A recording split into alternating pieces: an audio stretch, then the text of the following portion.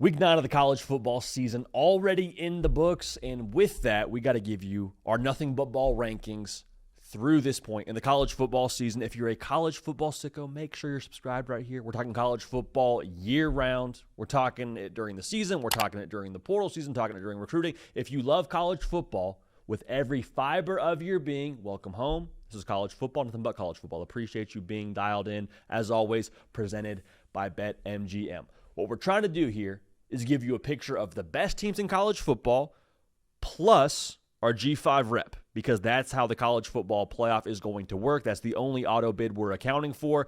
Without further ado, let's start with our G5 bid. Memphis has got the belt right now. I was the guy here every single Sunday saying, it's USF, it's USF, it's USF. Look, hands are tied here, y'all. Like, I cannot do anything when Memphis just beat them in a game yesterday, and they came back from 17 in the fourth quarter, whatever it was, and made themselves the team to beat in the G5. All right, so Memphis, you got to walk that tightrope the rest of the way, but the G5 belt, as of now, belongs to Memphis, and I don't think there's discussion to be had. At number 11, I got BYU. Now, I have picked against BYU several times over the course of the last few weeks in-house here on our Pick 'em board in the On3 studio, but guess what? You can't argue with undefeated. So I'm not going to. I love Bear Bachmeier. I love his name. I love his jersey number. I love the energy they play with. All those things are true about BYU. Again, you can't argue right now with that goose egg in the loss column. Very curious to see how the Big 12 unfolds with Texas Tech just hanging back there with one loss. We'll see what happens, but BYU at number 11. Number 10, I got Georgia Tech.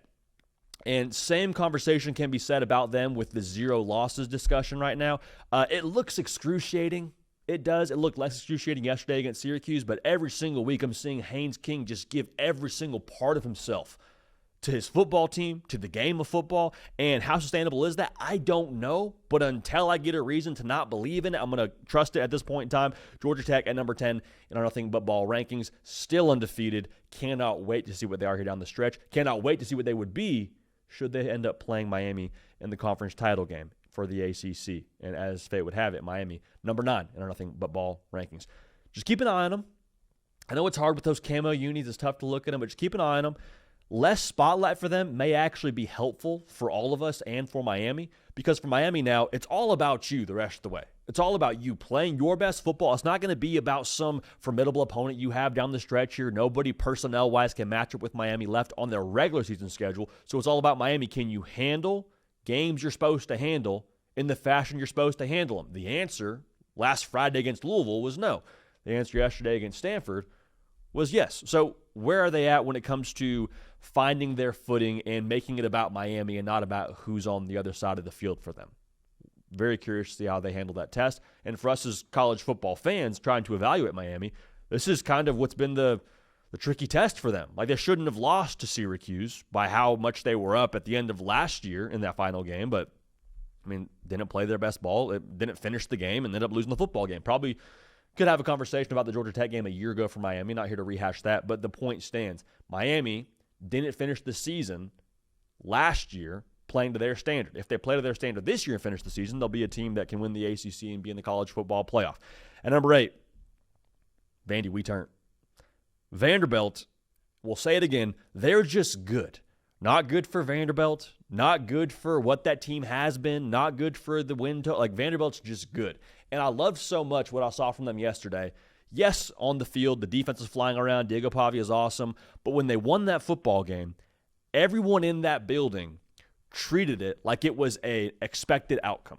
It wasn't the field storming, not taking the goalpost down Broadway. Like, the level of belief internally and externally around Vanderbilt, I think, has sort of found a level playing field, a level spot, rather, when it comes to how you assess them the rest of the way.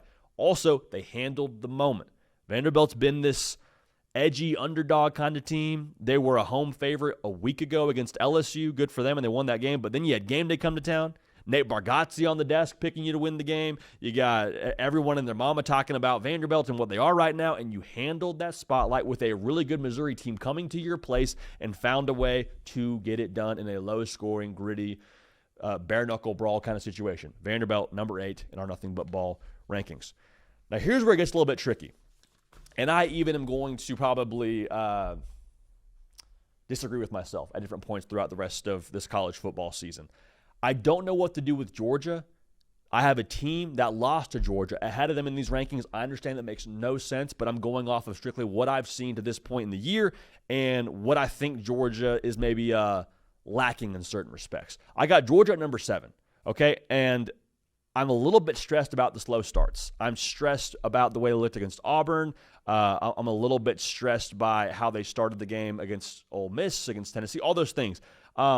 But I think as much as we stress about that, we should also pay attention to the Kirby Smart traits. So Georgia, if you had them in the top 5, I don't think you're wrong by any stretch of the imagination. Again, I don't really know what to do with them at this point in time. They're definitely a top 10 team. I think they have a conversation to be a top 5 team, but right now I got Georgia at 7. Obviously, Georgia off a bye week. Wouldn't be surprised if we catapulted them up in these rankings here going forward. Tough to bet against the Georgia team with Kirby Smart as the head coach and with the way that Gunnar Stockton's slinging it. We'll see about Georgia is, I guess, my whole take there. And number 6, I got Oregon. I'm not going to do the whole reverse engineer of, well, Oregon, they beat Penn State, and that's their best win, and they lost to Indiana. Like, my eyes tell me Oregon, rather, is a good football team. Okay? Beat the brakes off of Rutgers a week ago. Beat Wisconsin last night. It hasn't been without some turbulence, but I still trust the personnel. I trust Dan Lanning. I trust Will Stein. I trust everything in-house at Oregon.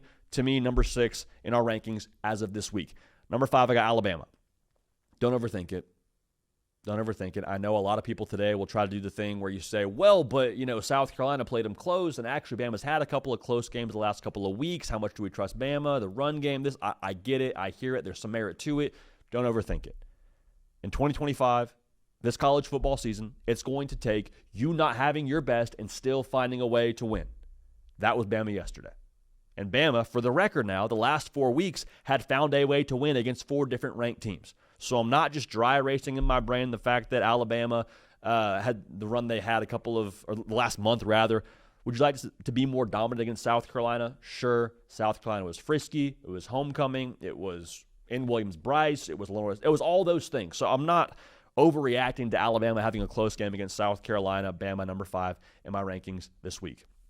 Now, maybe I'm overreacting to this, and I totally understand. They lost to Georgia. Did Ole Miss. But I got them at number 4 in my Nothing But Ball rankings as of this week. I'm done doubting them, dude. I'm done doubting them. And if you think that there is a case for Georgia to be ahead of them, I 100% agree. I might even have a conversation with you and end up siding with you. But the way that it looks right now, the way that Ole Miss is playing ball, what they just did to that defense in Oklahoma, they are rolling right now, dude.